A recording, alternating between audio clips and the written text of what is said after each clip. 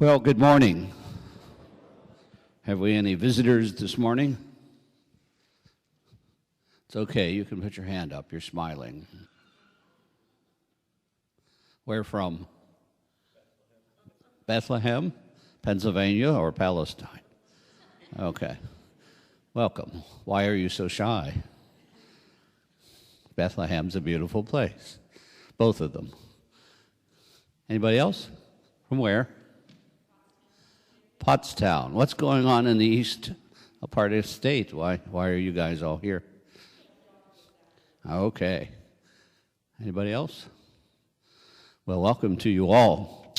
Here at St. Catherine's for the past several weeks, we've been talking about the Sermon on the Mount, which has been the Gospel, chapters 5, 6, and 7 of the book of Matthew.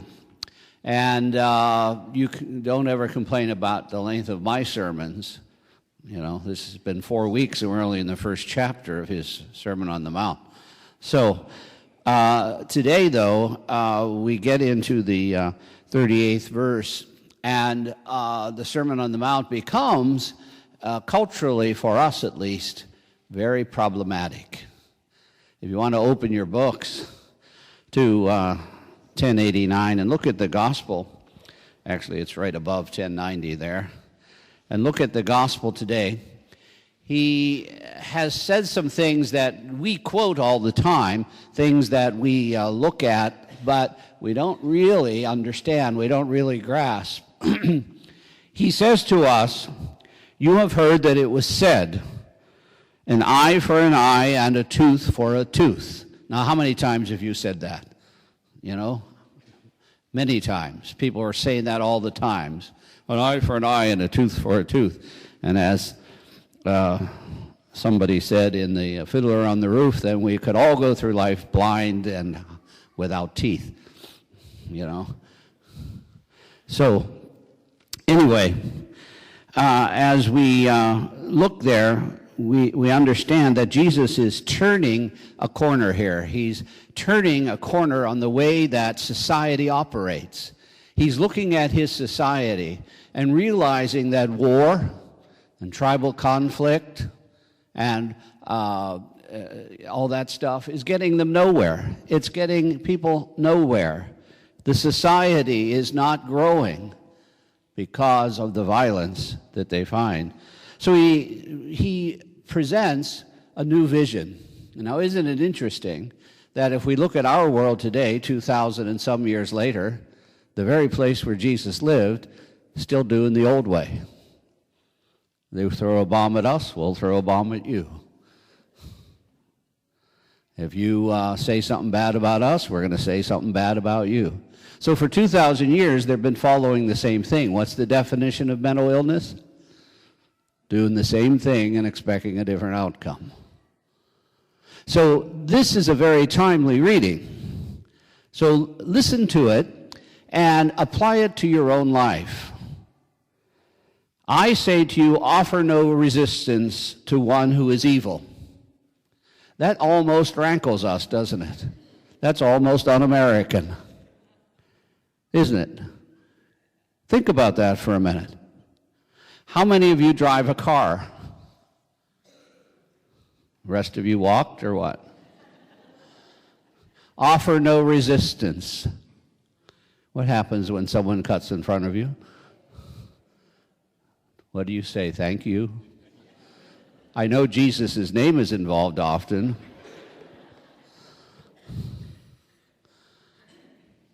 You see, what Jesus is talking about today is almost counterintuitive. And he's telling us that in the chapter before last week, remember, he said, go to the roots of the evil. You know murder's wrong, but anger's the root of it. You know that adultery's wrong, but lust is the root of it. And what's he telling us today? If you want peace in the world, then look at the level of your generosity.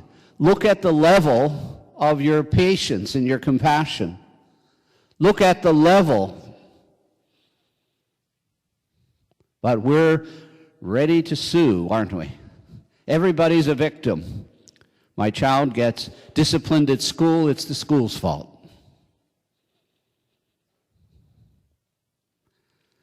If someone gets left off the mailing list, it's because I sat up all night thinking how I could make that person's life miserable. When in fact it was the computer. We are so much victims that we miss what Jesus is trying to say, that this is about generosity. So he says, when someone says to you, you're going to go walk a mile with me, say to them, okay, we'll walk 2 miles. If someone says, I want your coat, he says, fine, give him your shirt. But not us. We will fight, and we will continue the violence, and we will continue the hostility, and we will continue in our society. We hate to have anyone get over on us, don't we? We just hate it.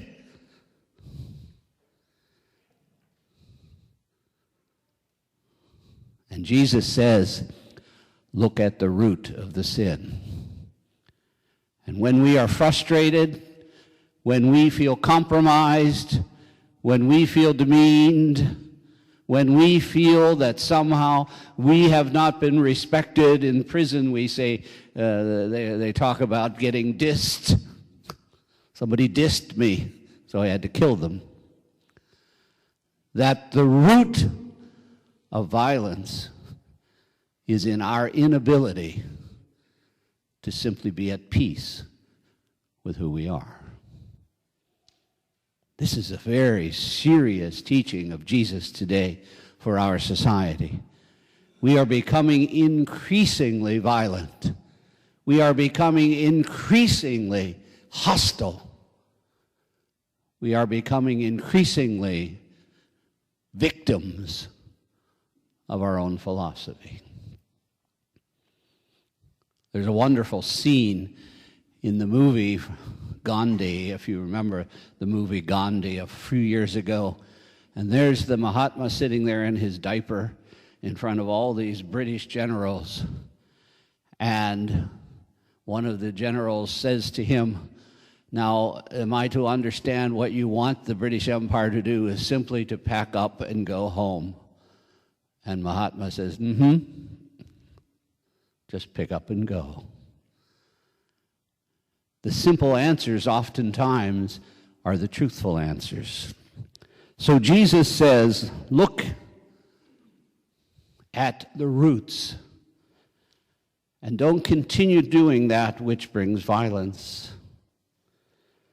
He talks today about your level of generosity. The last one, give to the one who asks of you, and do not turn your back on the one who wants to borrow. He doesn't qualify that. He just says give. Can we do that? I'm not going to give her money. She might spend it on cigarettes. I'm not going to give her money because she may drink it. I'm not going to give them money. I'm not going to loan them my lawnmower. I'm not going to offer them a ride. I'm not going to be generous at all. Somebody sent me something in the mail this week that said, when we get to the final judgment, God isn't going to ask us how big our home was, simply how many people we welcomed there. He's not going to ask us how big our car was. He's only going to ask us how we used it for the good of others. My friends, this is very serious because it's about you and me. It's about the way we live. It's about the way we act. The roots of violence and war are in us. And until we do something differently, they will continue. He goes on to say, you have heard it said that you shall love your neighbor and hate your enemy. But I say to you, love your enemies and pray for those who persecute you, that you may be just like God. When was the last time you spent time in prayer for your enemies? When was the last time you spent time in prayer for those who don't like you? When was the last time you spent time in prayer for those that you don't like? If we would just do what Jesus asks us to do, the world, your home, your neighborhood, your place of work would be a different and better place. Jesus says, get to the root. And if you clean the root out, the fruit will be good. But if we don't get to the root, we will produce more violence and more pain and more anger. Today, the Sermon on the Mount is about you and me. Turn the other cheek. Not us. We'll sue you. Not us. We'll get over on you. Not us. Let's stop being victims and start being brothers and sisters. Let's live according to the Sermon on the Mount. If we want to stop war and violence, then let's stop slapping labels on people. And let us learn how to be generous with our time, with our talent, and with our treasures. And when we become generous, when we become unafraid to give, unafraid to offer our services and our time to others, the world will be a different place. The Sermon on the Mount. It's about you and it's about me. I'll say it again as I have for the past 3 weeks. Pick the book up and read Matthew 5, 6, and 7. And if the week passes one more time and you haven't done it yet, challenge yourself. Why are you refusing to hear what Jesus has to say to you? It's the essence of his teaching. Matthew 5, 6, and 7. This story is about us and about our society.